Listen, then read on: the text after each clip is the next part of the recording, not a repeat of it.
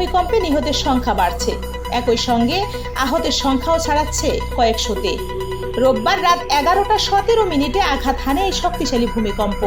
মার্কিন যুক্তরাষ্ট্রের ভূতাত্ত্বিক জরিপ সংস্থা USGS জানিয়েছে, রিক্টার স্কেলে ভূমিকম্পটির মাত্রা ছিল 6.0। এর কেন্দ্রস্থল ছিল নানগরহার প্রদেশের রাজধানী জালালাবাদের 27 কিলোমিটার পূর্ব উত্তর পূর্বে। গভীরতা ছিল মাত্র 8 কিলোমিটার, ফলে ক্ষয়ক্ষতির মাত্রা হয়েছে ভয়াবহ। আফগানিস্তানের তথ্য মন্ত্রণালয় নিশ্চিত করেছে এ পর্যন্ত কমপক্ষে 250 জন নিহত হয়েছেন এবং 500 জনেরও বেশি মানুষ আহত অবস্থায় বিভিন্ন হাসপাতালে চিকিৎসাধীন আছেন।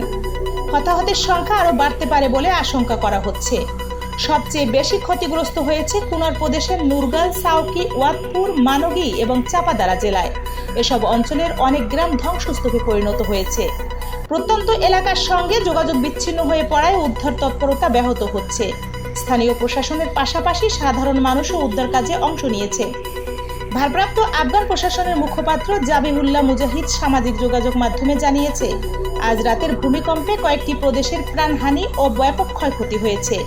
তিনি আরও বলেন, কেন্দ্রীয় পার্শ্ববর্তী প্রদেশগুলো থেকে উদ্ধার দল দ্রুত ক্ষতিগ্রস্ত এলাকায় পৌঁছানোর চেষ্টা করছে।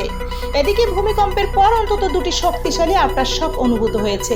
এর মধ্যে একটি ছিল 5.2 মাত্রায়। এতে আতঙ্ক আরও বেড়ে গেছে এবং ক্ষতিগ্রস্ত অঞ্চলের পরিস্থিতি জটিল হয়ে উঠেছে। ভূমিকম্পের কেন্দ্রস্থল থেকে প্রায় 200 কিলোমিটার দূরে রাজধানী কাবুলেও কম্পন টের পাওয়া গেছে।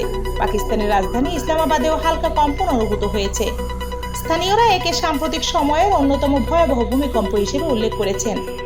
প্রাকৃতিক দুর্যোগে আফগান জনগণের এই ভয়াবহ বিপর্যয়ে গভীর শোক প্রকাশ করেছে আন্তর্জাতিক মহল।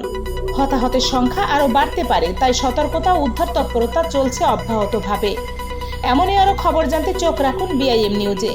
দেখা হবে পরবর্তী নতুন কোনো ভিডিওতে। ততক্ষণ ভালো থাকুন, সুস্থ থাকুন, নিরাপদে থাকুন। ধন্যবাদ।